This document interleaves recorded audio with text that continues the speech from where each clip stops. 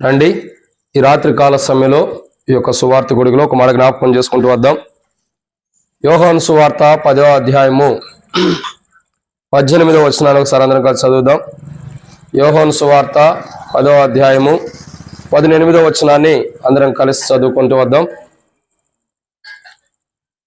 ఎవడను నా ప్రాణమును తీసుకొనడు, నా అంతట నేనే దాన్ని పెట్టుచున్నాను. దాన్ని పెట్టుటకు నాకు అధికారం కలదు, దాన్ని తిరిగి తీసుకున్నటకు నాకు అధికారం కలదు. నా తండ్రి వల్ల ఈ ఆజ్ఞను పొందుతున్నాను. కాబట్టి దేవుని యొక్క వాక్యాన్ని జాగ్రత్తగా అర్థం చేసినట్లయితే, పిల్లరా దేవుని యొక్క వాక్యాన్ని అర్థం చేసుకున్నట్లయితే ఇక్కడ ఒక మాట రాయబడుతూ వచ్చింది. ఏమని రాయబడుతూ ఉందంటే, యేసుక్రీస్తు ప్రభువు అంటున్నాడు, నా ప్రాణము నేను పెట్టుచున్నాను, దాన్ని తిరిగి తీసుకున్నట్టుకు నాకు అధికారం కలదని ప్రభువైన యేసుక్రీస్తు ప్రభువారు సెలవిస్తూ వస్తున్నారు.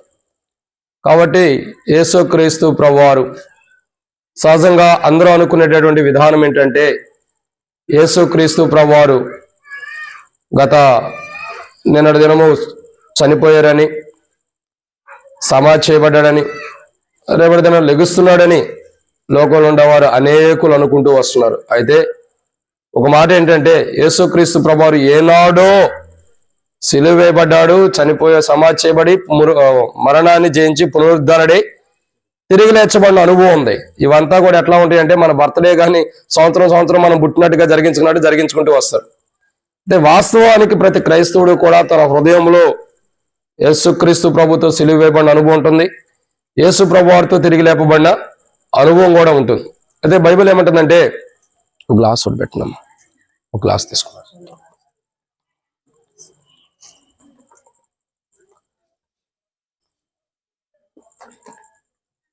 దేవుని వాక్యం పైన కూర్చోండి, ఈ కూర్చేటండి. దేవుని వాక్యం చెప్పేటటువంటి ఒక మాట ఏంటంటే, యేసుక్రీస్తు ప్రభువారు నా అంతటా నేను ప్రాణం పెట్టుచున్నాను అన్నాడు. యేసు ప్రభువారు ఏమంటున్నాడు? నా అంతటా నేను ప్రాణం పెట్టుచున్నాను అంటున్నాడు. సో యేసుక్రీస్తు ప్రభువారు ఎవరి కోసం ప్రాణం పెడుతున్నాడు అని అంటే, నేను మందిరంలో చూస్తూ వచ్చాం, ఈ రోజు కూడా చూస్తూ వచ్చాం. సో ఈరోజు క్రొత్త కోణంలో యేసుక్రీస్తు ప్రభువారు ఎవరి కోసం తన ప్రాణం పెడుతున్నాడు ఏమంటున్నాడంటే, నా అంతటి నేను ప్రాణం పెడుతున్నాను అన్నాడు. సో యేసు ప్రభువారు ఎవరి కోసం ప్రాణం పెడుతున్నాడంటే, బైబిల్లో ఒక మాట ఉంది. అపోస్తలుడైన పౌలు గలతీయులకు రాసిన పత్రిక 2వ అధ్యాయం 20వ వచనం. అపోస్తలుడైన పౌలు గలతీయులకు రాసిన పత్రిక 2వ అధ్యాయం 20వ వచనం.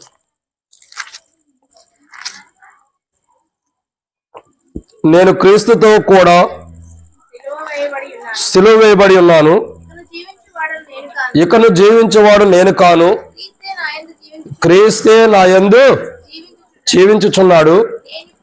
నేనిప్పుడు శరీరమందు జీవించుచున్న జీవితము నన్ను ప్రేమించి నా కొరకు తనను తాను అప్పగించుకొనిన దేవుని కుమారుని అందలి విశ్వాసం వల్ల జీవించుచున్నాను. ఒక భక్తుడు ఈ రీతిలో చెబుతున్నాడు, నేను ఇక జీవించుచున్న జీవితం నాది కాదు, నన్ను ప్రేమించి నా కొరకు తనను తాను అప్పగించుకున్న దేవుని కుమారుని అందలి విశ్వాసం వల్ల జీవించుచున్నానని చెబుతున్నాడు. ఇక్కడ ఒక మాట ఏమని రాయబడుతూ వచ్చిందంటే, నన్ను ప్రేమించి. ఏమని రాయబడుతూ వచ్చింది? నన్ను ప్రేమించి. కాబట్టి దేవుని యొక్క వాక్యం మనకు చెప్పబడేటటువంటి ఒక మాట ఏంటంటే, నన్ను ప్రేమించి. అది మాట ప్రాముఖ్యమైనది.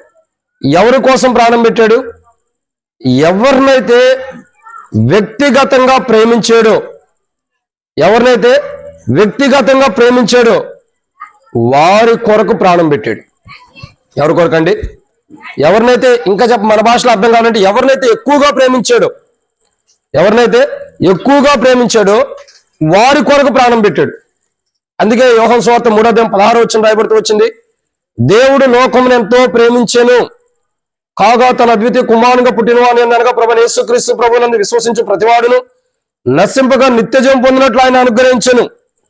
సో బైబిల్ చెప్పేటటువంటి ఒక మాట ఏంటంటే, యేసుక్రీస్తు ప్రభువారు ఎవరి కోసం తన ప్రాణం పెట్టాడంటే, తాను ఎవరినైతే ఎక్కువగా ప్రేమించాడో వారి కొరకు ప్రాణం పెట్టాడు. ఎవరి కొరకు? ఎవరినైతే ఎక్కువగా ప్రేమించాడో వారందరి కొరకు. ఈరోజు ఎవరిని ఎక్కువ దేవుడు ప్రేమించాడు? పశువులను ప్రేమించాడా? గడ్డిని ప్రేమించాడా? పొలాలను ప్రేమించాడా? ఇంకా జంతువులు ప్రేమిస్తున్నాడా? పక్షుల్లా? ఎవరిని ఎక్కువగా ప్రేమించాడు? మనుషుల్ని ఎక్కువగా ప్రేమిస్తూ వచ్చాడు. సో దేవుని యొక్క కుమారుడైన యేసుక్రీస్తు ప్రభువారు ఎవరిని ఎక్కువ ప్రేమిస్తూ వస్తున్నాడంటే మనుషులందరినీ ప్రేమిస్తున్నాడు. బైబిల్ రాయబడుతూ వచ్చింది, ఏ భేదం లేదు, అందరినీ మారుమోసు పొందవాలని మనుషులకు ఆజ్ఞ వేయబడుతుందని బైబిల్ సెలవిస్తూ వస్తుంది. అంటే మనుషులందరినీ ప్రేమించాడు. ఎటువంటి ప్రేమతో ప్రేమిస్తూ వచ్చాడంటే వ్యక్తిగతమైన ప్రేమ, ఎక్కువైన ప్రేమ. ఇంకా బైబిల్ రాయబడుతున్న కోణాలు మనం అర్థం చేసుకుంటే ఆయన ప్రేమ అనేక విధానాల్లో రాయబడుతూ వచ్చింది. ఎవరిని ప్రేమిస్తున్నాడు అని అంటే ప్రభువారు ఎటువంటి వారికి ఆయన ప్రేమను కనపరిచి, ఎటువంటి వారి కొరకు ఆయన ప్రేమను ఆయన చనిపోతే ఎవరి కోసం ప్రాణం పెట్టాడంటే బైబిల్లో కొన్ని విషయాలు ఉన్నాయి. తాను ప్రేమించిన వారి కొరకు తన ప్రాణం పెట్టాడు. ఎవరి కొరకు? తాను ఎవరినైతే ప్రేమించాడు ఎక్కువగా, తాను ఎవరినైతే ఎక్కువగా ఇష్టపడ్డాడో వారిని ప్రేమించాడు. అందుకే బైబిల్ ఒక మాట ఉంది, మొదట మనం ప్రేమించటమని కాదు. మొదట మనం ప్రేమించలా, తానే మొదటి ప్రేమను మనకు కనపరిచాడు. సో మొదట తాను ఎవరినైతే ఎక్కువగా ప్రేమించాడో వారి కొరకు తన ప్రాణమును పెట్టాడు. ఇంకా ఎవరి కోసం పెట్టాడంటే తన ప్రాణము, ఇంకా ఎవరిని ప్రేమించాడంటే జగత్ పునాది వేయబడక మునిపే ఎవరినైతే దేవుడు తన సంకల్ప చొప్పున ఏర్పరచుకుంటాడో వారిని ప్రేమిస్తూ వచ్చాడు. ప్రేమించి వారి కొరకు తన ప్రాణం పెట్టాడు. ఇది మనం చూస్తున్నటువంటి అంశం. సో బైబిల్ చెప్పేటటువంటి ఒక మాట ఏంటంటే, ఇక్కడ ఒక భక్తుడు అంటాడు, నన్ను ప్రేమించి నా కొరకు తనను తాను అప్పగించుకున్న దేవుని కుమారుడు. ఎలాంటి వాడు? నన్ను ప్రేమించి, కానీ నన్ను ప్రేమించి అని భక్తుడు అంటూ వస్తున్నాడు. కాబట్టి యేసుక్రీస్తు ప్రభువారు ప్రేమించి తనను తానుగా ఏం చేశాడు? తన ప్రాణాన్ని అర్పించుకుంటూ వచ్చాడు. అయితే బైబిల్ చెప్పేటటువంటి ఒక మాట ఏంటంటే, ప్రియులారా, దేవుని యొక్క వాక్యం చెబుతుంది, ఆయన ప్రేమించి తన ప్రాణమును మన కొరకై ఇచ్చాడు అన్నది బైబిల్ చెప్తుంది. ఎవరిని ప్రేమించాడు, ఎటువంటి స్థితిలో ఉన్నవారిని ప్రేమించాడు అని అంటే బైబిల్లో కొన్ని విషయాలు ఉన్నాయి. వాటిని ధ్యానించమనుపు చిన్న ప్రభు నడిపింపు కొరకు చిన్న ప్రార్థన చేసుకుందాం. రెండు పెట్టారా? ప్రార్థన చేసుకుందాం. మమ్మల్ని మిక్కిలిగా ఎక్కువగా ప్రేమించిన ప్రియా పరలోకపు తండ్రి, పరిశుద్ధుడు అయిన దేవ, ప్రభువైన యేసుక్రీస్తు ప్రభువారి యొక్క పరిశుద్ధమైన నామాన్ని బట్టి మీకు స్తోత్రాలు. మీరు ఇచ్చిన కృపకై మీకు వందనాలు తండ్రి. మీ ప్రేమను బట్టి వందనాలు. దయగలిగిన మీ ప్రేమ సమభూమి గల ప్రదేశంలో కుమ్మరించడానికి మీరు ఇష్టపడుతున్నందుకు వందనాలు. ప్రాంత ప్రజలను జ్ఞాపకం చేసుకుని ఇక్కడ ఉన్న వారందరినీ దీవించండి. వారి పనులు, వారు చేస్తున్నటువంటి ప్రతి వ్యాపారాలన్నీ కూడా దీవించండి. ఇక్కడ కొన్ని నిమిషాలు వాక్యం ధ్యానిస్తాను సాయించండి. సత్య సువార్తను ప్రకటిస్తాను సాయించండి. కనబడి విభాగాల అంధకార శక్తిని, దురాత్మ శక్తిని పారదోరండి. నీ వాక్య వెలుగులో నాతో మీరు మాట్లాడండి. ఈ రోజు జరగబోతున్న కూడికి ఎంతో దీవించండి. శత్రు సిగ్గు నీకు మహిమ తెచ్చుకోండి. ఇక్కడ కూర్చొని నీ ప్రజలకు వాక్యం అందిస్తానికి నాకు జ్ఞానం సరిపోదు, జ్ఞానం లేని వాడిని ఒప్పుకుంటున్నా. నీ ప్రజల పక్షాన్ని నీకున్న దయ చొప్పున దయతో నన్ను జ్ఞాపకం చేసుకోమని, నీ వాక్య వెలుగులో నాతో మాట్లాడమని ప్రార్థన చేస్తూ, దేవా నీ ఉద్దేశాలు, నీ ఆలోచనల పట్ల ఏవైతుండే కుమ్మరించమని ప్రార్థన చేస్తూ, తండ్రి మీ వాక్య వెలుగులో మమ్మల్ని సరిచేయమని ప్రార్థన చేస్తూ, నా తండ్రి మీ ఉద్దేశాలు బయలుపరచమని, ఇదని మీ వాక్యం ధ్యానిస్తుండగా తెరవబడిన ఆకాశం మాకు అనుగ్రహించి, ఆకాశం ఇప్పి పడతాలంతా విస్తారమని పరిశుద్ధాత్మను అభిషేకించండి. మాకు కాదు యెహోవా, మాకు కాదు నీ కృపాసక్తిని బట్టి నీ నామమున మహిమ కలుగును గాక. నీ ప్రజల పక్షాన్ని నీకున్న దయచొప్పున నన్ను జ్ఞాపకం చేసుకుని, నేను భౌతికంగా శరీరంగా ఎన్నో బలహీనతలు కలిగిన వాడిని, నిలవబడటానికి కూడా శక్తి లేనటువంటి వాడిని, నీవే నన్ను నిలబెట్టుకుని ఆత్మ ద్వారా అభిషేకించి మహిమ పొందమని కలుషల యొక్క రక్త ప్రోక్షణ నా పని ప్రోక్షించుకుంటూ ప్రభువైన యేసుక్రీస్తు ప్రభువారి యొక్క పరిశుద్ధమైన నామాన్ని బట్టి విశ్వాసంతో ప్రార్థించి స్తుతించి అడిగి వేడుకుంటున్నాం తండ్రి, ఆమెన్. కాబట్టి దేవుని యొక్క వాక్యాన్ని చూస్తున్నట్లయితే ఈరోజు మనం చూస్తున్నటువంటి మాటలో దేవుని యొక్క వాక్యంలో ఒక మాట రాయబడుతూ వచ్చింది. ఎవరిని ప్రేమిస్తున్నాడు అంటే నన్ను ప్రేమించి నా కొరకు తను అప్పగించుకున్నవాడని బైబిల్ రాయబడుతూ వచ్చింది. ఎవరిని ప్రేమిస్తున్నాడు ప్రభు అంటే బైబిల్లో కొన్ని విషయాలు ఉన్నాయి. దాంట్లో మొదటి మాట మనం చూసినట్టయితే ఎవరిని ప్రేమిస్తున్నాడు రండి. దేవుని వాక్యంలో చూసినట్టయితే ఎవరిని ప్రేమించాడు, ఎవరి కొరకు ప్రాణం పెట్టాడు అంటే బైబిల్లో కొన్ని విషయాలు ఉన్నాయి. దాంట్లో మొదటి వ్యక్తిని చూస్తున్నాం. అపోస్తల కార్యములు 9వ అధ్యాయం. అపోస్తల కార్యములు 9వ అధ్యాయంలో ఇక్కడ ఒక వ్యక్తి కనబడుతున్నాడు. అపోస్తల కార్యం 9వ అధ్యాయము 4-5 వచనాలు.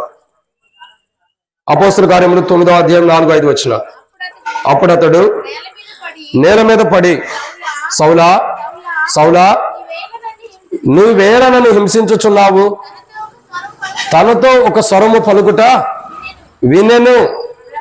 ప్రభువా నీవెవడవని అతడు అడుగగా ఆయన నీవు హింసించుచున్నా యేసునెను. కాబట్టి ఇక్కడ దేవుని యొక్క వాక్యాన్ని జాగ్రత్తగా అర్థం చేసుకున్నట్టయితే ప్రియులారా, ఇక్కడ రాయబడినటువంటి ఒక మాట ఏంటంటే, యేసు క్రీస్తు ప్రభువారు మొట్టమొదటి ఎవరిని ప్రేమించాడు అని అంటే, ఆయన్ని బాధించేటటువంటి వారిని ప్రేమించాడు. ఎవరిని ప్రేమించాడు? ఎక్కువగా ఎవరికి తన ప్రేమను కనపరుస్తూ వచ్చాడంటే, ఆయన్ని ఎవరైతే బాధిస్తున్నారో, ఆయన్ని ఎవరైతే బాధపరుస్తున్నారో, ఆయన్ని ఎవరైతే బాధించడానికి ఇష్టపడుతున్నారో అటువంటి వారిని ఎక్కువగా ప్రేమిస్తున్నారు. అందుకే బైబిల్ ఉంది, అపోస్తలుడైన పౌలు గలతీయులకు రాసిన పత్రిక 2వ అధ్యాయం 20వ వచనంలో పౌలు ఈ రీతిలో అంటాడు. చదవండి. అపోస్తలుడైన పౌలు గలతీయులకు రాసిన పత్రిక 2వ అధ్యాయం 20వ వచనం. నేను క్రీస్తుతో కూడా సిలువ వేయబడినాను, ఇక్కడ జీవించేవాడు నేను కాదు, క్రీస్తే నా యందు జీవించుచున్నాడు.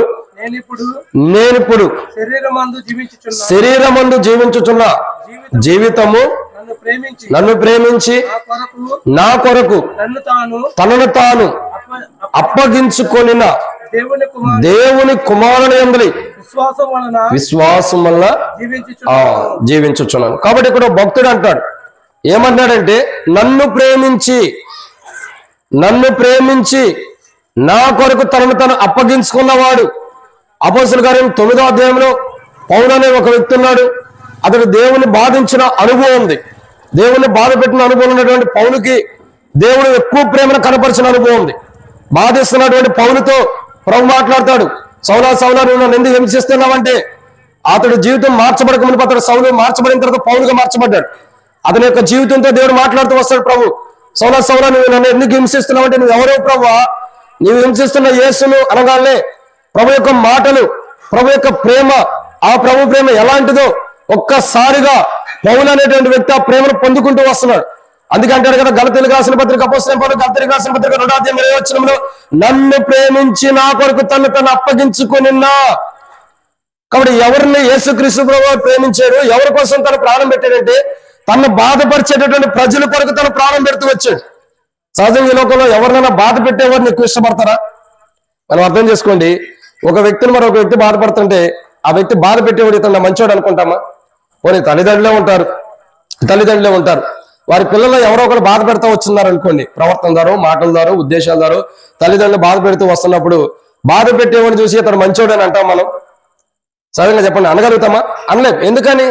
ఎందుకంటే బాధ పెట్టేటటువంటి ఒక వ్యక్తిని చూసి ఇతను బాధపరిచేవాడు అని చెప్పి మనం ఒక ముద్ర వేసుకుంటాం, ఒక ఆలోచన కలుగుంటాం. అతను ఎక్కువ ప్రేమించడం కూడా కష్టమే. కానీ యేసుక్రీస్తు ప్రభువు యొక్క విధానం చూడగా అందరికీ విధానంలో వ్యత్యాసం ఉంటూ వస్తుంది. తనను ఎవరైతే బాధపరుస్తున్నారో వారిని, తనను బాధపరిచినటువంటి వ్యక్తులకి తన చక్కటి ప్రేమను కనపరుస్తూ వస్తున్నాడు. ఎంతో విస్తారమైన ప్రేమ. ఇంకా వాళ్ళ పైన ప్రేమను కనపరిచి ఏం చేశాడంటే, తనను తాను అప్పగించుకున్నటువంటి అనుభవాన్ని చూస్తూ వస్తున్నాం. ఏం చేస్తున్నాడు? తనను తాను అప్పగించుకుంటూ వస్తున్నాడంట. నిజంగా ప్రభువైన యేసుక్రీస్తు ప్రభువుని బాధ పెట్టిన మనుషుడి కొరకు ప్రభువైన యేసుక్రీస్తు ప్రభువు తన ప్రాణమునే కూడా అప్పగించుకోవడానికి ఇష్టపడుతున్నాడంటే ఎంత గొప్ప ప్రేమ అక్కడ కనబడుతుందో అర్థం చేసుకోండి. ఏమవుతుంది? ఎంతో గొప్ప ప్రేమ, అతి శ్రేష్టకరమైన ప్రేమ. తను బాధపరిచిన వారి కొరకు కూడా, తను బాధపరిచినటువంటి వారిని కూడా ప్రేమించి వారి కొరకు తన ప్రాణమును కూడా అప్పగించుకోవడానికి ఇష్టపడుతున్నాడంటే ఎంత శ్రేష్టకరమైన ప్రేమ చూడండి. అంత శ్రేష్టకరమైనటువంటి ప్రేమ మనుషుడి పైన కనపరచడం కొరకు తనను తాను అప్పగించుకున్నాడు. నా ప్రాణం నేను పెట్టుచున్నాను, దాన్ని తిరిగి తీసుకున్నట్టు నాకు అధికారం కలదని ప్రభు అన్నాడు. తనంతను తాను ప్రాణం పెట్టడానికి గల మొదటి కారణం, ఎవరి కొరకు తను ప్రాణం పెట్టాడంటే తాను ప్రేమించిన వారి కొరకు. ఎవరినైతే ఎక్కువగా ప్రేమించాడు, ఎవరినైతే ఇష్టపడ్డాడు వారి కొరకు ప్రాణం పెట్టాడు. ఎవరిని ప్రభు ప్రేమిస్తున్నాడు, ఎవరిని ఇష్టపడుతున్నాడంటే తను బాధించిన వారిని, తను ఎవరైతే బాధించారో, తను ఎవరైతే దుఃఖపరిచారో వారిని ప్రేమించి వారి కొరకు తన ప్రాణముని అప్పచెబుతున్నాడంట. ఇది మొదటి మాటను మనం చూస్తున్నాం. రెండవదిగా చూస్తున్నట్టయితే దేవుని యొక్క వాక్యంలో, రండి ప్రియులారా, దేవుని యొక్క మాటను మనం జ్ఞాపకం చేసుకున్నట్టయితే రెండో మాట చూద్దాం. యోహాను సువార్త 4వ అధ్యాయం 9వ వచనం. యోహాను సువార్త 4వ అధ్యాయం 9వ వచనం. రెండో వ్యక్తిని చూద్దాం. ఆ సమరయ స్త్రీ యోధుడైన ఏ సమరయ స్త్రీనైనా నన్ను దాహమునకిమ్మని ఎలా అడుగుచున్నాము? ఆయనతో చెప్పాను. ఏలయనగా యూదులు సమరయులతో సాంగత్యం చేయరు. కాబట్టి ఇక్కడ దేవుని యొక్క వాక్యం చూసినట్టు ఇక్కడ ఒక స్త్రీ ఉంది. ఎవరా స్త్రీ అంటే సమరయ స్త్రీ. వాస్తవానికి యూదులు సమరయులు ఇద్దరు కూడా ఒకే ఘాట్లో కానీ ఒకే విధానంలో కానీ కలిసి ఉండటం అన్నది జరగదు. వాళ్ళతో వీళ్ళు, వీళ్ళతో వాళ్ళతో సాంగత్యం అన్నది లేదు, సావాసం అన్నది లేదు, బంధుత్వం అన్నది లేదు. కానీ యేసుక్రీస్తు ప్రభు వారు ఒక స్త్రీ ఉంది అక్కడ. ఎవరా స్త్రీ కనపడుతుందంటే ఆ యొక్క సమరయ స్త్రీ కనపడుతుంది. ఈ సమరయ స్త్రీ ఎలాంటిదామంటే యూదుల దగ్గరికి వెళ్ళడానికి అర్హత లేదు, యూదులతో పాటు కలిసి ఉండడానికి అర్హత లేదు, యూదులతో పాటు కలిసి కూర్చోవడానికి అర్హత లేదు. ఓ రకంగా చెప్పాలంటే అర్హత లేనటువంటి ఆమె, ఏ యోగ్యత లేనటువంటి స్థితిలో ఉన్నటువంటి మనుషుల్ని, ఏ యోగ్యత లేనటువంటి ఆ స్త్రీకి దేవుని ప్రేమను కనపరిచి దేవుని ప్రేమను పంచుతూ వస్తున్నాడు. అందుకు అడుగుతున్నాడు కదా, అమ్మా ఏమన్నాడు? అమ్మా కొద్ది దాహంలోకి మంచి నీళ్ళు ఏమన్నాడు? ఇంకేమంటాడు? నేనిచ్చి నీళ్లు తాగువాడు మరన్నటికి తప్పుకొనడు. నీవిచ్చి నీళ్లు తాగితే తప్పుకుంటారు కానీ నేను ఇచ్చి నీళ్లు త్రాగువాడు మరన్నటికి తప్పుకొనడు. కాబట్టి ఇక్కడ ఎవరిని ప్రేమిస్తూ వస్తున్నాడు? ఒకటి తను బాధపరిచిన వారిని ప్రేమించి వారి కొరకు ప్రాణం పెడుతున్నాడు. రెండవది ఎవరి కొరకు ప్రాణం పెడుతున్నాడు? ఎవరిని ప్రేమించాడంటే ఎక్కువగా సమరయులు, అంటే యోగ్యత లేనటువంటి వారిని, ఏ ఘనత లేనటువంటి వారిని, దేవుని రాజ్యానికి వెళ్తాను కూడా అర్హత లేనటువంటి వారిని, దేవుని రాజ్యానికి ఉంటాను కూడా యోగ్యత లేనటువంటి వారిని. దేవుని రాజ్యానికి వెళ్ళాలంటే ఎలా ఉండాలి? మన భాషలో స్వర్గంకి వెళ్ళాలంటే ఎలా ఉండాలా? పరలోక రాజ్యానికి వెళ్ళాలంటే ఎలా ఉండాలంటే ప్రతి మనిషి కూడా పరిశుద్ధుడిగా ఉండాలి. ఏ అబద్ధం, ఏ మోసం, ఏ దొంగతనం, పాపంతో కూడిన జీవితం ఉండకూడదు. ఒక మంచి పరిశుద్ధమైన జీవితం ఉండాలి. పరిశుద్ధమైన జీవితం ఎలా వస్తుంది? కీర్తన కన్నా 51 అధ్యాయం 5వ వచనంలో భక్తులు అంటారు కదా, నేను పాపంలో పుట్టినవాడను, పాపంలో తల్లిదండ్రులు గర్భము ధరించాను, గర్భము ధరించను. 6వ వచనం అంటాడు కదా, నీవు అంతరంగంలో సత్యము కోరుచున్నావు, అంతరంగంలో సత్యము కోరుచున్నావు. మానవుడి జన్మ పుట్టుకతో పాపంతో ఉందని, మానవుడి యొక్క అంతరంగంలో సత్యం లేదని బైబిల్ సెలవిస్తూ వస్తుంది. అంతరంగంలో సత్యం లేనప్పుడు, అంతరంగంలో మరి మానవుడి యొక్క జీవితంలో పాపం ఉన్నప్పుడు ఆ మానవుడు పరలోక రాజ్యానికి వెళ్ళడం కష్టం. ఆ మానవుడు పరలోక రాజ్యానికి వెళ్ళడం కష్టం. ఎందుకంటే అంతరంగంలో సరైన విధానం లేదు, అంతరంగంలో సత్యం లేదు, అంతరంగంలో మంచి విధానం లేదు. ఇంకా భౌతికంగా తన శరీరం చూడగా పాపంతో ఉంది. సో పాపంతో జీవిస్తున్నటువంటి మనుషుడు, అంతరంగంలో సత్యం లేనటువంటి మనుషుల్ని ప్రభు ప్రేమించి వారి కొరకు తను తానే అప్పగించుకున్న వాడికి ఉంటాడు. తనే అప్పగించుకున్నాడు, తన ప్రాణం ఇష్టపూర్వకంగా పెట్టిన వాడికి ఉంటాడు. ఎవరి కోసం పెడుతున్నాడు? ఏ యోగ్యత లేనటువంటి వారు, ఏ అర్హత లేనటువంటి వారు, ఎట్టి యోగ్యత ఎట్టి అర్హత లేనటువంటి మనుషుల కొరకు తనను తానే తన ప్రాణములు పెడుతున్న వాడికి ఉన్నాడు. పాపమును బట్టి మనుషుడు దేవుని రాజ్యానికి రాలేకపోతున్నాడు, అంతరంగంలో సత్యం లేకపోవడం బట్టి దేవుని రాజ్యానికి రాలేకపోతున్నాడు. ఇటువంటి మనుషుల కొరకు తనను తానే బలిగా అర్పించుకుంటూ వచ్చాడు. తన ప్రాణము తనతో పెడుతూ వచ్చాడు. ఎవరి కోసం పెట్టాడు? ఎవరి కోసం పెడుతూ వచ్చాడంటే ఎవరైతే యోగ్యత లేదో, ఎవరికైతే అర్హత లేదో, అక్కడ ఆ స్త్రీ అంటుంది, నీవు యోధుడవు, నేను సమరయురాల్ని, మేము సమరయులమే, నువ్వు యోధులవి. అంటే అక్కడ వ్యత్యాసం ఉంది. ఏంటంటే యోధులకున్న ప్రాధాన్యత వేరు, సమరయులకున్న ప్రాధాన్యత వేరు. సమరయులు యూదులున్న సమయంలో కనీసం బావి దగ్గరకు వచ్చి నీళ్లు కూడా తీసుకోరు. అది ఇప్పుడంటే ఇంటింటికి నాళలు వచ్చేసినాయి, కొల్లాలు వచ్చినాయి, ట్యాప్లు వచ్చినాయి. కానీ ఆ దినాల్లో లేవు. ఆ దినాల్లో బావులే. బావి దగ్గరికి వెళ్ళి నీళ్లు తెచ్చుకోవాలన్నా ఉదయకాలం వెళ్తానికి లేదు, సాయంకాలం వెళ్తానికి లేదు. మరి ఎప్పుడు వెళ్ళాలి సమరయులు? ఉదయమైనా సాయంత్రమైనా యూదులు వెళ్ళి తెచ్చుకోవడమే. సమరయులు ఎప్పుడు వెళ్ళాలా? మధ్యాహ్న కాల సమయంలోనే. ఆ స్త్రీ మధ్యాహ్నం వెళ్తుందంటే అర్థం ఏంటి? మధ్యాహ్న కాల సమయంలో వాళ్ళకి ఒక సమయం కేటాయించబడింది. ఆ టైంలో వాళ్ళు తెచ్చుకోవాలి. ఆ టైం దాటిన తర్వాత వాళ్ళు వెళ్ళినా ఒకవేళ వాళ్ళకు నీళ్లు తెచ్చుకోవడం కష్టమే, లేదంటే వాళ్ళు దప్పికున్న వాళ్ళ ఇంట్లో నీళ్ళు అయిపోయినా ఆ దప్పికతో చనిపోవటమే తప్పక నీళ్లు తెచ్చుకోవడానికి ధన్యత లేదు. ఎందుకంటే వాళ్ళకు ఒక సమయం కేటాయించబడింది. ఒక రకంగా మన భాషలో అర్థం కావాల్సింది ఏంటంటే వాళ్ళు వెలివేయబడిన స్థితిలో ఉంటారు. ఎలా ఉంటారు? వెలివేయబడిన స్థితిలో ఉంటారు, నిస్సాయ స్థితిలో ఉంటారు. అటువంటి ప్రజలను ప్రభు ప్రేమిస్తూ వచ్చాడు. అటువంటి ప్రజలు కూడా, వెలుపట్టున్నటువంటి ప్రజలు కూడా, దూరం కొట్టినటువంటి ప్రజలు కూడా, ఏ యోగ్యత లేనటువంటి ప్రజల్ని ప్రభు ప్రేమించి తనను తాను అప్పగించుకుంటూ వచ్చాడు. యోగ్యత లేని వారిని ప్రేమించి యోగ్యులుగా చేయడం కొరకు, ఏ యోగ్యత లేనటువంటి ప్రజలు ప్రేమించి వారిని యోగ్యులుగా చేయడం కొరకు తనను తానే బలి అర్పణగా అర్పించుకుంటూ వచ్చాడు. అందుకంటాడు కదా, నా ప్రాణం నేను పెట్టుచున్నాను, దాన్ని తిరిగి తీసుకునేటకు నాకు అధికారం కలదు. నా ప్రాణం నేను పెట్టుచున్నా, నా ప్రాణం నేను ఇష్టంగా పెడుతున్నా, దాన్ని తిరిగి తీసుకోవడానికి నాకు అధికారం కలదు. ఎవరి కోసం ప్రాణం పెడుతున్నాడు? తాను ప్రేమించిన వారి కోసం. ఎవరిని ప్రేమించాడు? మొట్టమొదటిగా ప్రభుని దూషిస్తున్న వారు, ప్రభుని బాధపరుస్తున్నటువంటి ప్రజలు ప్రేమించి వారి కొరకు తన ప్రాణం పెట్టాడు. రెండు, ఎవరిని ప్రేమించాడు? ఎవరిని? యోగ్యత లేని వారిని.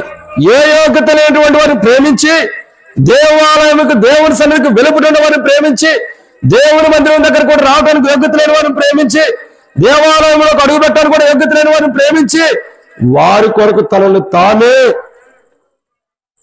బలిగా అర్పించుకుని యోగ్యత లేనటువంటి వారిని ఏం చేశాడు? దేవుని మందిరంలోకి తీసుకొస్తున్నాడు. ఎక్కడ తీసుకొస్తున్నాడు చెప్పండి?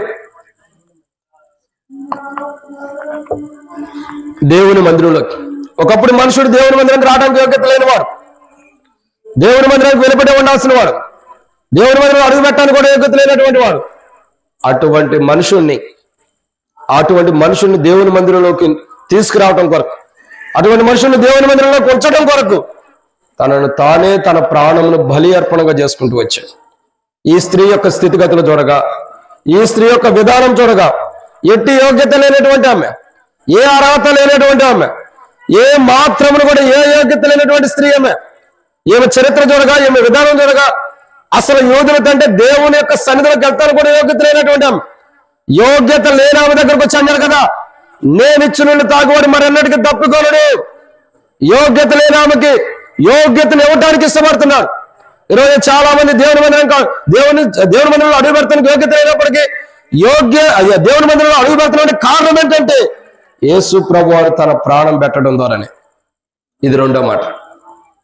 ఎవరి కోసం తన ప్రాణం పెడుతున్నాడు? తాను ప్రేమించిన వారి కోసం. ఎవరిని ప్రేమించాడు? తను బాధపరిచి గాయపరిచిన వారిని ప్రేమించాడు. ఎవరిని ప్రేమించాడు? యోగ్యత లేనటువంటి వారిని, దేవుని మందిరానికి వెలుపట ఉంటూ దేవుని మందిరానికి రాలేక దేవుని మందిరానికి వెలుపటుంటున్న వారిని ప్రేమించి వారి కొరకు తన ప్రాణం అప్పగించుకున్నాడు. ఇది రెండో మాట.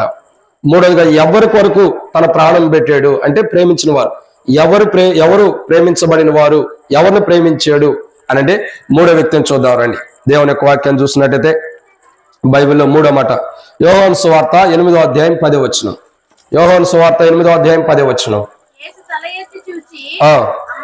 అమ్మా ఎవరును నీకు శిక్ష విధింపలేదా అని అడిగినప్పుడు ఆమె లేదు ప్రభువా అనెను. ఏమంటున్నాడు ఇక్కడ? మరొక మనిషి కనపడుతున్నారు. ఎవరేమే? పాపాత్మురాలైన స్త్రీ. ఇక ఆమె పేరే పాపాత్మురాలు. ఒక పాపాత్మురాలైన స్త్రీ కనపడుతుంది అక్కడ. ఆ స్త్రీతో మాట్లాడుతూ వస్తున్నాడు. ఏమని మాట్లాడుతున్నాడు? అమ్మా. ఏమన్నాడు? అమ్మ. చూడండి, ఒక పాపాత్మురాలతో ఎవరైనా అమ్మాయిని సంబోధిస్తారా? ఒక పాపంలో ఉన్న వ్యక్తితో అమ్మ అని ఎవరైనా సంబోధిస్తారా? ఎవరు కూడా సంబోధించలేరు. ఎందుకు సంబోధించరు? పాపంలో ఉన్న వారితో, పాపంలో జీవిస్తున్న వారితో అమ్మ అని ఎవరు సంబోధించలేరు. ఎందుకంటే వాళ్ళని ఒక తప్పు చేసిన వారుగా, వాళ్ళు ఒక పాపం చేసిన వారుగా, వాళ్ళు ఏదో పెద్ద పొరపాటు చేసిన వారుగానే మనం భావిస్తాం. కానీ ఇక్కడ బైబిల్ చెప్పేటంటే ఒక మాట ఏంటంటే, పాపాత్మురాలైన ఒక స్త్రీ ఉంది, ఆమెతో సంబోధిస్తున్నాడు కదా, అమ్మ అని ప్రేమిస్తున్నాడు. చూడండి, ఏమని ప్రేమిస్తున్నాడు? అమ్మ అని. ఈ ప్రేమ పాపాత్ముల మీద కనబరుస్తూ వచ్చాడు. తాను ఎవరిని ప్రేమించాడంటే పాపంలో జీవిస్తున్న మనుషులు ప్రేమిస్తున్నాడు. ఎవరైతే పాపంలో జీవిస్తున్నారో, ఎవరైతే లోకంలో జీవిస్తూ వస్తున్నారో, ఎవరైతే పాపపు జీవితాన్ని కలిగి ఉంటారో, అటువంటి పాపంలో ఉంటే అటువంటి పాపపు జీవితాన్ని కలిగిన మనుషుల్ని ప్రేమిస్తున్నాడు. ఎవరిని ప్రేమిస్తున్నాడు? పాపంలో ఉంటూ పాపపు జీవితం కలిగినటువంటి మనుషుల్ని ప్రేమిస్తున్నాడు. అందుకే బైబిల్ అంటుంది కదా, నన్ను ప్రేమించి నా కొరకు తను అప్పగించుకున్నాను, తన ప్రాణముని నా కొరకు అప్పగించాడు. ఎవరి కోసం తన ప్రాణము పెట్టాడు? తను ప్రేమించిన వారి కోసం. ఎవరు ప్రేమించాడు? తను బాధపరిచి గాయపరిచిన వాడిని ప్రేమించాడు, అర్హత లేని వాడిని ప్రేమించాడు. మూడవదిగా చూసినట్లయితే ఎవరిని ప్రేమిస్తూ వస్తున్నాడు? పాపాత్ములు ప్రేమిస్తున్నాడు. అందుకే పాటలో కూడా ఉంది, ఎంత ఘోర పాపాత్ములైన రేరా ప్రభు ప్రేమించునరా అని రాయబడుతూ వచ్చింది. ఎంత ఘోర పాపాత్ములైనా ప్రభు దగ్గరికి వస్తే ప్రభు ప్రేమించినట్ట. ఒక వ్యభిచారం లేదు, ఒక మోసగారం లేదు, ఒక దొంగం లేదు, ఒక నరహత్య చేసిన వాడని లేదు. ఎటువంటి పాపంలో జీవించే వ్యక్తి అయినా, ఎన్ని అబద్ధాలకు గురిపోయినా, ఎన్ని మోసాలకు గురిపోయినా, ఎంత భయంకర పాపంలో గురిపోయినా ప్రభు యేసు వైపు చూసి యేసు ప్రభువారి దగ్గరికి వస్తే, ఆ కలువరిశిలో ప్రాణం పెట్టిన యేసుక్రీస్తు ప్రభువారి వైపు చూసినప్పుడు యేసు ప్రభువారు పాపాలు క్షమించమంటే అరక్షణం కూడా ఆలస్యం చేయకుండా క్షమించేయగలడు. బైబిల్లో ఒక వ్యక్తి ఉన్నాడు. యేసుక్రీస్తు ప్రభువారితో సిలువ వేయబడ్డాడు. యేసుక్రీస్తు ప్రభువారితో సిలువ వేయబడి సిలువకి ఎక్కుతూ వచ్చాడు. ఆ వ్యక్తి యొక్క జీవితంలో ఒక మాట ఉంది.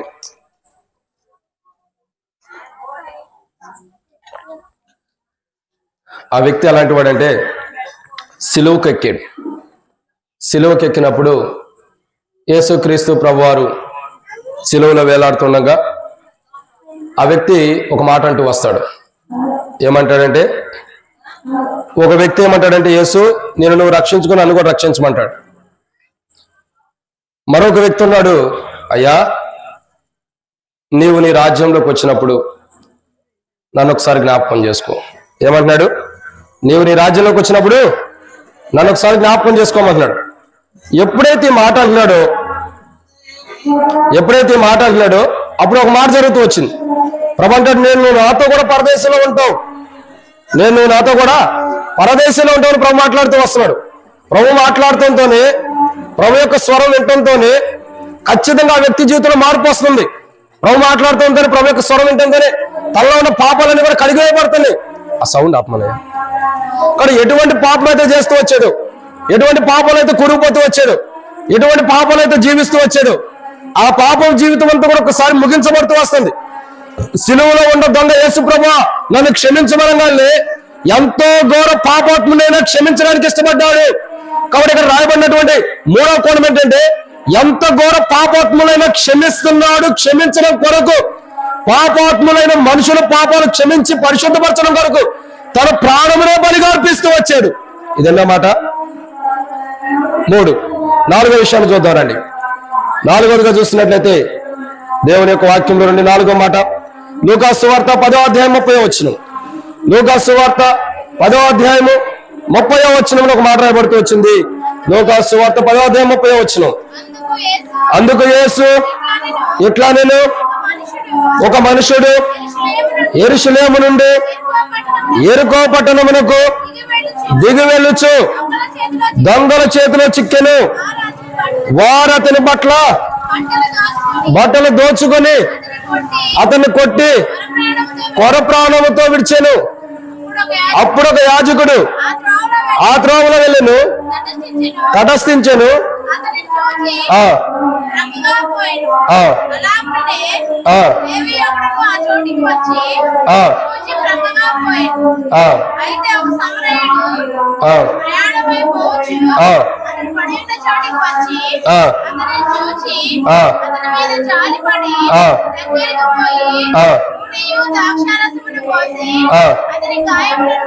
చాలా. కాబట్టి ఇక్కడ రాయబడినటువంటి ఒక మాట ఏంటో తెలుసా? బైబిల్ చెప్పేటటువంటి మరొక మాట ఏంటంటే, ప్రియులారా, ఇక్కడ దేవుని యొక్క వాక్యం చెప్పేటటువంటి ఎన్నో మాట ఇది.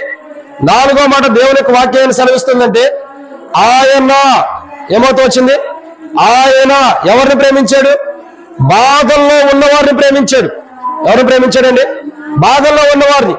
ఎవరైతే బాధల్లో ఉంటూ వచ్చారో, ఎవరైతే బాధపడుతూ వచ్చారో, ఎవరైతే బాధల్లో కూరుకుపోతూ వచ్చారో, ఎవరైతే బాధపడుతూ ఆ బాధ నుండి విడుదల పొందట్లేదు, ఆ బాధ నుండి విడుదల ఇవ్వడం కొరకు తనని తానే అప్పగించుకునే వాడు ఉన్నాడు. ఎవరైతే బాధపరచబడుతున్నారో, ఎవరైతే బాధల్లో ఉన్నారో వారి బాధలు తీసివేయడం కొరకు, వారి బాధల నుండి విమోచన ఇవ్వడం కొరకు, వారి బాధల నుంచి విడుదల ఇవ్వడం కొరకు తనని తానే అప్పగించుకునే వాడు ఉంటూ వస్తున్నాడు. మనుషుల యొక్క బాధలను తీసివేయడానికి, మనుషుల్లో ఉన్న బాధలను తొలగించడం కొరకు తానే తన ప్రాణమును బలిగా పెట్టిన వాడు ఉంటూ వస్తున్నాడు.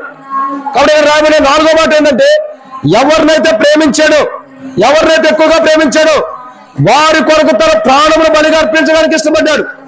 ఎవరు ప్రేమించాడో వారి కొరకు తన ప్రాణమును బలిగా అర్పించడానికి ఇష్టపడి వారి కొరకు తన ప్రాణమును పెట్టిన వాడు ఉంటున్నాడు. అందుకే బైబిల్ సెలవిస్తుంది కదా, ఎవరి కోసం తన ప్రాణం పెట్టాడు? బాధిస్తున్నటువంటి ప్రజల కొరకు, బాధలో ఉండవారి కొరకు.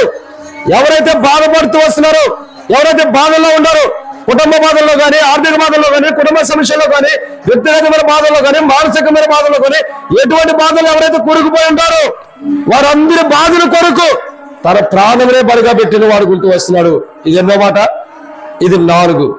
ఇక 5వ మాటను చూద్దామండి. 5వ విషయాన్ని చూసినట్లయితే కొన్ని డిస్టర్బెన్స్ ఉంది కాబట్టి త్వరగా ముగించాదు. 5వ మాటను చూసినట్లయితే లూకాసు సువార్త 7వ అధ్యాయం 47వ వచనం. లూకాసు సువార్త 7వ అధ్యాయం 47వ వచనం. లూకాసు సువార్త 7వ అధ్యాయం 47వ వచనం.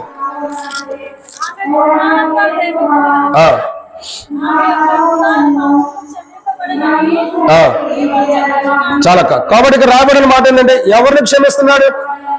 విస్తారమైన పాపం చేసిన వారిని. ఎవరిని? విస్తారమైన పాపము అంటే లెక్కలేని పాపాలు చేసిన వారిని. ఒక పాపం కాదు, ఎన్ని పాపాలు? లెక్కలేనన్ని. ఏవైతే లెక్కలేనన్ని పాపాలు చేశారో ఆ లెక్కలేనన్ని పాపాలు చేసిన వారు అందరి పాపాలు కూడా క్షమిస్తానికి. చూడండి, ఒక్క కౌంట్ కాదు, ఒక లెక్క కాదు, ఎన్ని విస్తారమైనవి, లెక్కించలేనన్ని పాపాలు చేసిన ప్రతి మనుషుడి కొరకు తన ప్రాణమును బలిగా పెట్టడానికి ఇష్టపడ్డాడు. అక్కడ ఉన్న స్త్రీ యొక్క విధానం చూడగా ఆమె యేసుప్రభు దగ్గరికి వచ్చింది. యేసుప్రభు దగ్గరికి వచ్చి అత్తరుబుడి తీసాం పాదం మీద కడగని ఏదైనా చేస్తూ వచ్చింది. మరొక స్త్రీ కూడా ఉంది. ఈ స్త్రీ యొక్క విధానం చూడగా ప్రభు దగ్గరికి వచ్చిన ప్రభు అన్నాడు కదా, ఆమె విస్తారముగా ప్రేమించను కనుక ఆమె విస్తార పాపములు క్షమించబడ్డాయి. కాబట్టి ఈ రోజు ఎందుకు యేసుక్రీస్తు ప్రభు తన ప్రాణమును పెట్టాడు?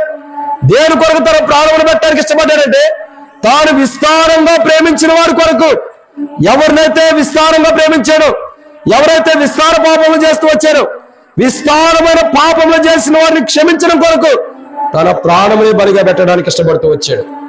విస్తారమైన పాపములు, ఒకటి కాదు రెండు కాదు, లెక్కించలేదని పాపములు చేసిన మనుషుల కొరకు తన ప్రాణముని బలిగా పెట్టడానికి వచ్చాడు.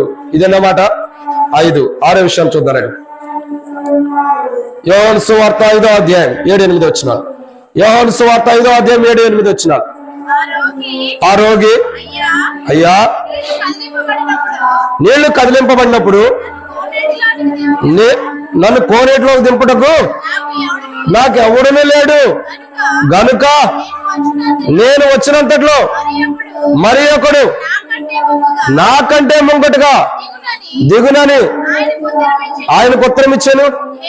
యేసు, నీవు లేచి నీ పరిపెత్తుకుని నడుమని. ఎవరితో చెబుతున్నారండి? కోనేటి దగ్గర ఉన్నటువంటి ఒక వ్యక్తితో చెబుతున్నాడు. ఈ వ్యక్తి స్థితి ఎట్లా ఉంది? ఈ వ్యక్తి స్థితి ఎలా ఉంది? నిజంగా కోనేటి దగ్గర ఉన్న వ్యక్తి యొక్క స్థితిగతులు చూడగా నిస్సహాయ స్థితిలో ఉన్నాడు. ఎన్నో రోజుల నుంచి ఎదురు చూస్తున్నాడు. ఎప్పటికప్పుడు వెళ్ళి కోనేటిలో దూకాలనుకుంటున్నాడు, దూకలేకపోతున్నాడు. ఏ రోజు కావచ్చు దూకాలనుకుంటున్నాడు. ఎప్పటికప్పుడే ఆ యొక్క దేవదూత వచ్చి ఎప్పుడైతే ఆ నీళ్లు పులకరిస్తుందో అప్పుడే దూకాలనుకుంటున్నాడు. కానీ మరొకడు వచ్చి దూకేస్తున్నాడు. అంటే చేతగాని స్థితిలో ఉన్నాడు, ఏమి చేయలేనటువంటి స్థితిలో ఉన్నాడు, ఏమి చేయలేనటువంటి స్థితిలో ఉన్నాడు.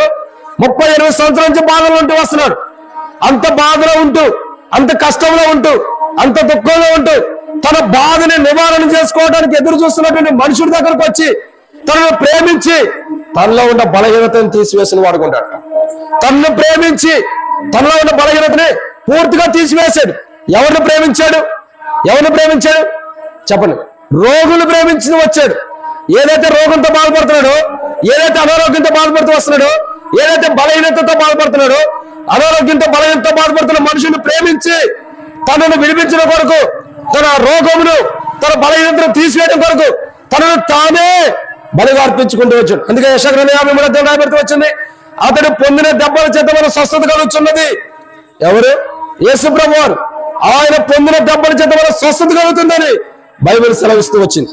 ఆయన దెబ్బలు పొంది ఆయన తన ప్రాణములు పెట్టి రోగుల్ని, ఎవరైతే అనారోగ్యంగా ఉంటారో, యెషయా 1 రాయబడినట్లు అరికాలు మొదలు నన్నెత్తి వరకు.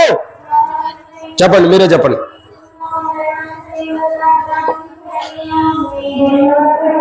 అరికాలు మొదలుకి నన్నెత్తి వరకు కొంచెమనే స్వస్థత లేదంట. అరికాలు మొదలుకి నన్నెత్తి వరకు కొంచెమనే స్వస్థత లేని మనుషులు ప్రేమించాడు. ఎంతో రోగంతో, పాప రోగంతోనని, అనారోగ్యంతో ఉండని, ఏ రోగంతో రోగంతో జీవిస్తున్న మనుషులు ప్రేమించాడు. ఆ రోగము తీసివేయడం కొరకు, ఆ రోగాన్ని పూర్తిగా సమూల నాశనం చేయడం కొరకు తనను తానే బలిగా అర్పించుకుంటూ వచ్చాడు.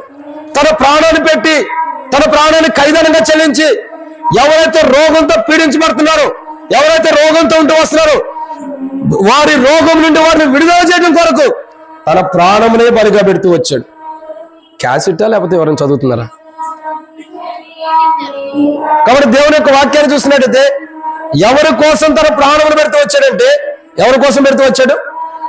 రోగుల కొరకు. ఎవరైతే రోగంతో ఉంటున్నారో, భయంకరమైన రోగంతో, రోగం తగ్గలేక, రోగం నుండి విడుదల లేక, రోగం నుండి ఆ రోగంతో ఎవరైతే బాధించబడుతూ వస్తున్నారో అటువంటి ప్రజల యొక్క రోగాలను తీసివేయడం కొరకు తనను తానే బలిగా అర్పించుకుంటూ వచ్చాడు. ఇది 6వ మాట. 7వ విషయం చూద్దానండి. 7వ మాట యోహాను సువార్త 11వ అధ్యాయం 35-36 వచనాలు. యోహాను సువార్త 11వ అధ్యాయం 35, 36 వచనాలు. యోహాను సువార్త 11:35, 36 వచనాలు. యేసు కన్నీళ్లు విడిచెను కాబట్టి యూదులు అతన్ని ఎలాగూ ప్రేమించెను చూడడని చెప్పుకొనిరి. కాబట్టి ఇక్కడ దేవుని యొక్క వాక్యం చూసినట్టు ఎన్నో మాట ఇది? 7వదిగా బైబిల్ చెప్పేటంటే 7వ మాట ఏంటంటే, ఎవరిని ప్రేమిస్తూ వచ్చాడంటే, ఎవరిని ప్రేమించాడు? చనిపోయిన స్థితిలో ఉన్నవారిని, పాపములు బట్టి అపరాధాలు బట్టి చచ్చిన స్థితిలో ఉండగా. అపోస్తలుడైన పౌలు ఎఫెసీయులకు రాసిన పత్రిక 2వ అధ్యాయం 1వ వచనం రాయబడుతూ వచ్చింది.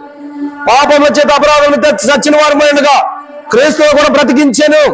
పౌలు అంటాడు కదా, ఇక జీవించేవాడు ఇంకా నేను కాదని ఆయన క్రీస్తే జీవిస్తున్నాడు అన్నాడు. అంటే అర్థం ఏంటి? చచ్చని స్థితిలో ఉన్నవాడిని బ్రతికిస్తున్నాడు. ఎవరి కోసం ఎవరిని ప్రేమించాడు, ఎవరి కోసం తన ప్రాణం పెట్టాడంటే, ఎవరినైతే ప్రేమించాడో వారి కోసం ప్రాణం పెట్టాడు. ఎవరిని ప్రేమించాడు?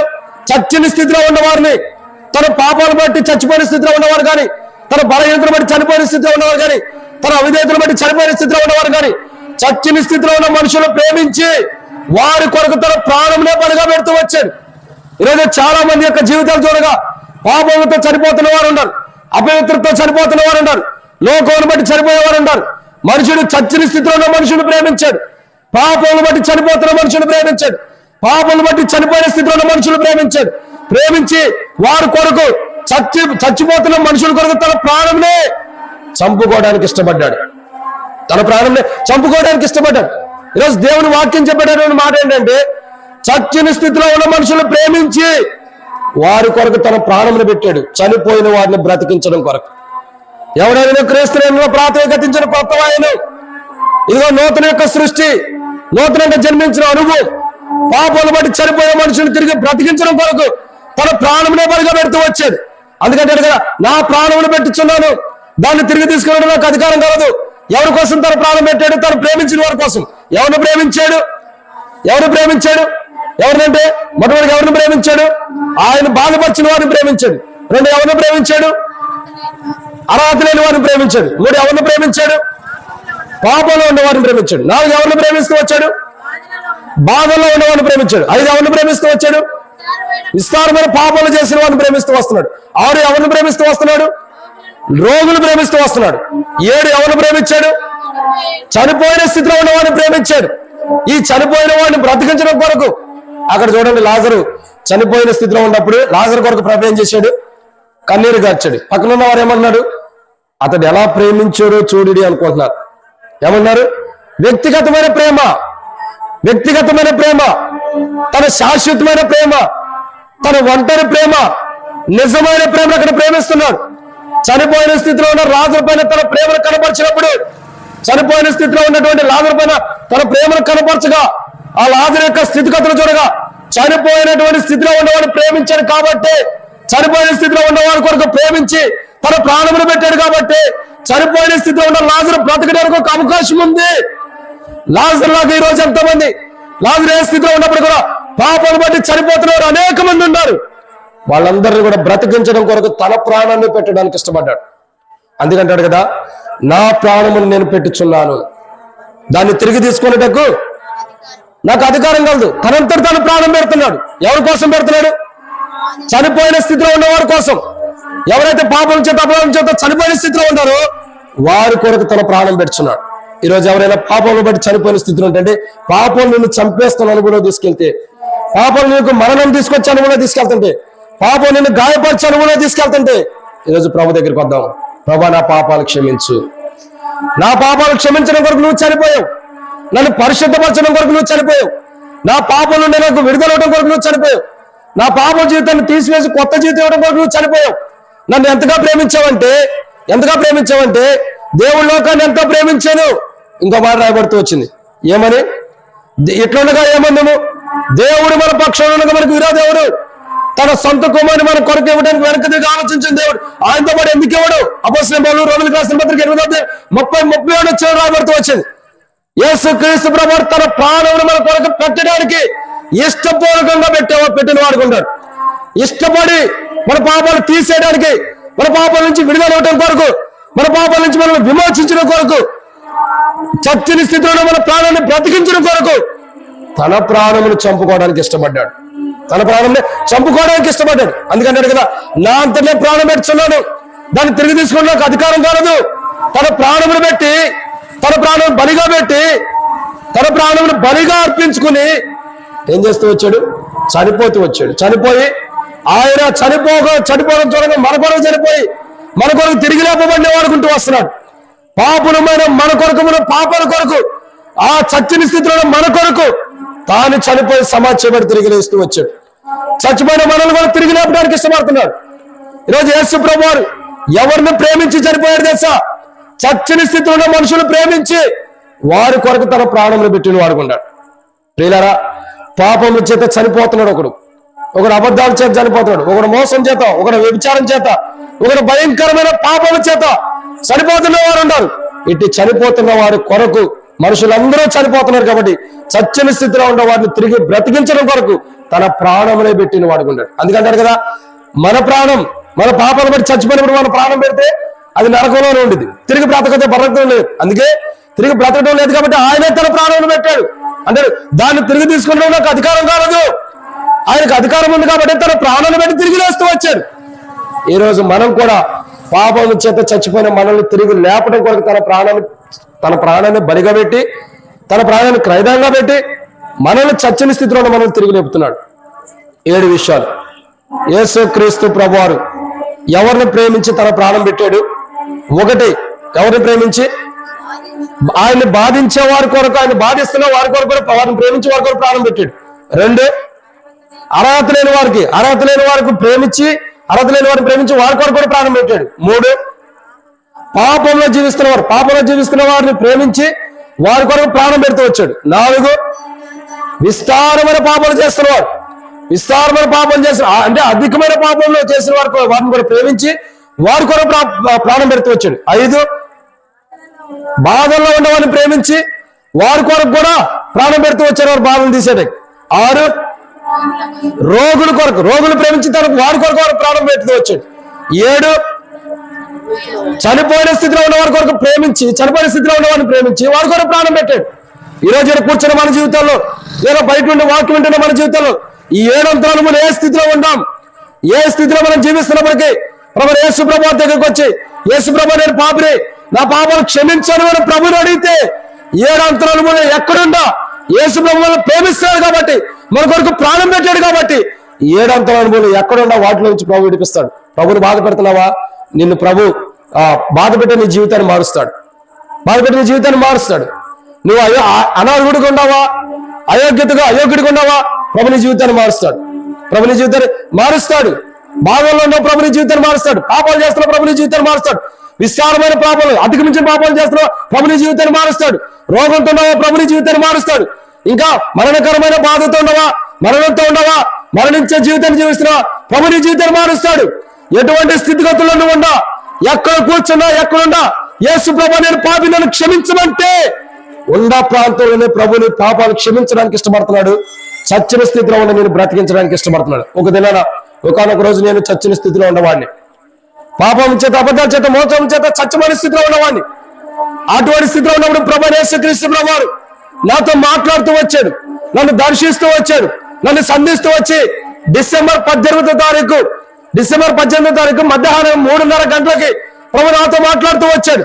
ఆ రోజు నన్ను సంధించాడు. నేను ఏ పాపాలైతే చేశాను, ఏ మోసం అయితే ఉన్నానో ఆ జీవితంలో నాకు విడుదల ఇచ్చాడు. ఆ రోజే ఎందుకు చెబుతున్నానంటే అది నా భౌతికమైన పుట్టినరోజు. ఆ రోజే ఆదివారం వచ్చింది, ఆ రోజే మందిరానికి వెళ్ళా.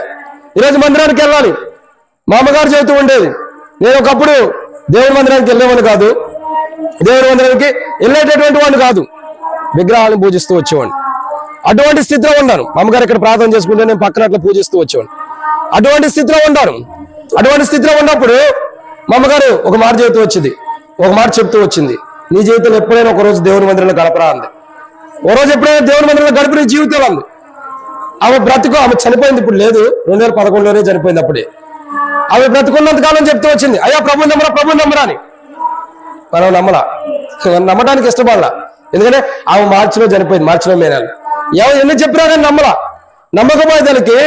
నమ్మకపోయేసరికి ఓ రోజు ఆమె చనిపోయిన తర్వాత గుర్తొచ్చింది, అరే ఏమో చెప్తుంది కదా దేవుడి మందిరానికి వెళ్ళి ఉందాం.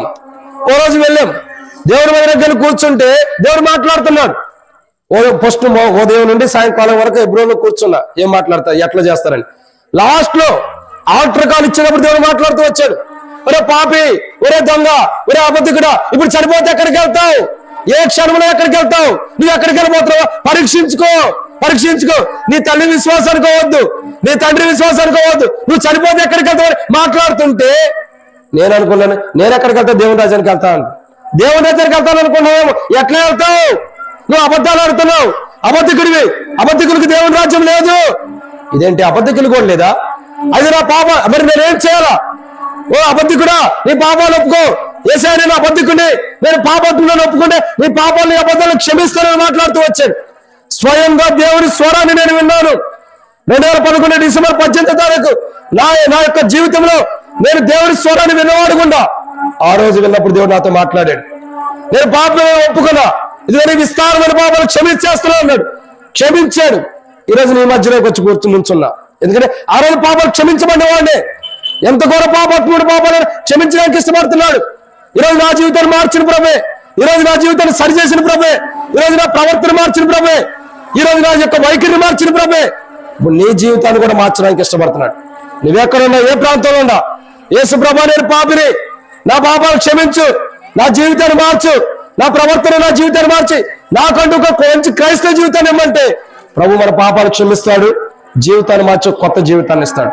కాబట్టి ఆ కొత్త జీవితాన్ని ఇవ్వటం కొరకు తన ప్రాణమే పెట్టాడు మన కొరకు. ఆ కొత్త జీవితాన్ని ఇవ్వటం కొరకు మనం ఏం చేస్తూ వచ్చాడు?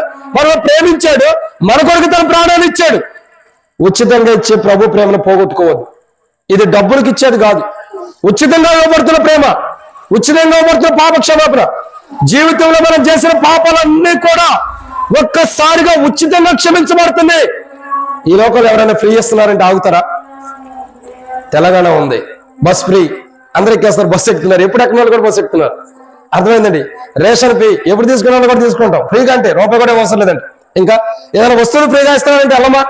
అందరూ తీసుకుంటాం, తండోపదండాలకు వెళ్తాం. ఏం చేస్తాం? అయ్యా నా పిల్లల కొరకు, నా కొరకు, నా భర్త కొరకు, నా భార్య కొరకు అని చెబుతాం. అంటే ఫ్రీగా వస్తే అందరూ కూడా చెబుతాం. డబ్బుల కంటే నాకు ఒక్కటే చాలా, అయ్యా 2 వద్దంటాం. అంటే అర్థం ఏంటి? ఫ్రీగా వస్తే కావాలనుకుంటాం. యేసు క్రీస్తు ప్రభువారు ఏది ఆశించుకోకుండా, ఏమి కావాలని కోరుకోకుండా ఉచితంగా మానవుడి జీవితంలో చేసిన ప్రతి పాపాన్ని కూడా ఉచితంగా క్షమించడానికి ఇష్టపడుతున్నాడు. ఏ రూపాయి అడగట్లా, ఏ డబ్బులు అడుగుతలా, ఉచితంగా అనేటాడు కదా. ఉచితంగా పొందుతుంది, ఉచితంగా. మరి మత్తయి సువార్త 10:8 వచ్చింది. ఉచితంగా ఆయన పాపాలు క్షమించడానికి ఇష్టపడుతున్నాడు. రూపాయి అడగట్లా, ఖర్చు ఏమి లేదు, దాన ధర్మాలు చేయవసరంలా, ఏ దాన ధర్మాలు అవసరం లేదు. యేసు ప్రభు కూర్చున్న చోట యేసు ప్రభు నేను పాపి నన్ను క్షమించమంటే ఎక్కడ కూర్చుండో అక్కడే ఉచితంగా నీ నా జీవితాల్లో మనం చేసిన ప్రతి పాపాన్ని కూడా క్షమించి కొత్త జీవితాన్ని ఇస్తాడు. ఉచితమైన క్షమాపణ ఇది. జీవితంలో మానవుడు చేసిన ప్రతి తప్పులకి ఫ్రీగా క్షమాపణ ఉంది దేవుని దగ్గర. యేసుక్రీస్తు ప్రవర్తన రక్తం ద్వారా, పరిశుద్ధమైన రక్తం ద్వారా మానవులందరి కొరకు తన పాపాలు క్షమించడం కొరకు తన రక్తాన్ని చిందించాడు. ఉచితమైన రక్షణ, డబ్బులు పెట్టుకోలేదు కాదు, ఇది ఉచితంగానే ఇవ్వబడుతుంది. నువ్వెక్కడ కూర్చున్నా, ఎలా ఉన్నా, యేసు ప్రభు నేను పాపిని క్షమించనంటే ప్రభు క్షమిస్తాడు. తన యొక్క ఉచితమైన రక్షణ, అంటే తానిచ్చే ఉచితమైన రక్షణ మనకు అనుగ్రహించినట్లు మనలో ఉన్న పాపము, దేవుని బాధించే విధానం, బాధకరమైన విధానం కానీ, అనారోగ్యం కానీ, ఇంకా పాపంలో కానీ, విస్తారమైన పాపంలో కానీ, రోగంతో ఉండా, మరణకరమైన బాధతో ఉండా, ఎటువంటి స్థితిలో ఉండా ప్రభు వల్ల క్షమించడానికి, ఉచితంగా క్షమించడానికి సిద్ధంగా ఉంటాడు. ఎక్కడున్నా, ఎక్కడ కూర్చున్నా యేసు ప్రభు నేను పాపిని అంటే క్షమించడానికి ఇష్టపడుతున్నాడు. అలా క్షమించబడాలంటే చిన్న ప్రార్థన చేసుకున్నారండి. చిన్న ప్రార్థన చేసుకుందాం. ఎవరైనా సరే యేసు క్రీస్తు ప్రభువును ఉచితంగా క్షమించడానికి ఇష్టపడుతున్నాడు. క్రయం చెల్లించుకోకుండా, డబ్బులు లేకుండా ఫ్రీగా క్షమించడానికి ఇష్టపడుతున్నాడు. ఏది ఆశించుకోకుండా క్షమించడానికి ఇష్టపడుతున్నాడు.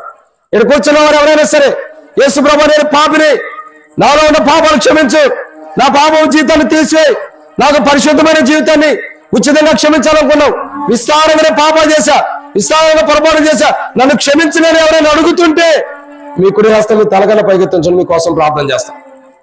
ఎవరైనా యేసు ప్రభువా నన్ను క్షమించు అని అడిగితే, ఇంకా పాపాలు ఒప్పుకొనిన వారు ఉంటే మీ కుడి హస్తం మీ తలగల పైకెత్తి మీకోసం ప్రార్థన చేస్తాం. ఉచితంగా ప్రభు క్షమించడానికి ఇష్టపడుతున్నాడు. పాపాలు ఉచితంగా క్షమించడానికి ఇష్టపడుతున్నాడు. ఉచితమైన క్షమాపణ ఇవ్వడానికి ఇష్టపడుతున్నాడు. ఎవరైనా ఇదిగో నేను నా పాపాలు క్షమించబడాలి, నేను నా కుటుంబ పాపాలు క్షమించబడాలని ఇష్టపడుతుంటే మీ కుడి హస్తం మీ తలగంటే పైకెత్తించండి, మీకోసం ప్రార్థన చేస్తా. తలగంటే పైగా, సిగ్గుపడ అవసరంలా, తలగంటే పైకెత్తించండి, మీకోసం ప్రార్థన చేస్తా. ఎవరైనా ఉన్నారా? ఎవరైనా ఉన్నారా? యేసు ప్రభువా నన్ను క్షమించు, విస్తారమైన పాపాలు క్షమించు, విస్తారమైన పరమాలు క్షమించమని ఎవరైనా అడుగుతుంటే మీ కుడి హస్తం మీ తలగన్న పైకెత్తించండి, మీకోసం ప్రార్థన చేస్తాం. ఎవరైనా ఉన్నారా? ఎవరైనా? ప్రార్థన.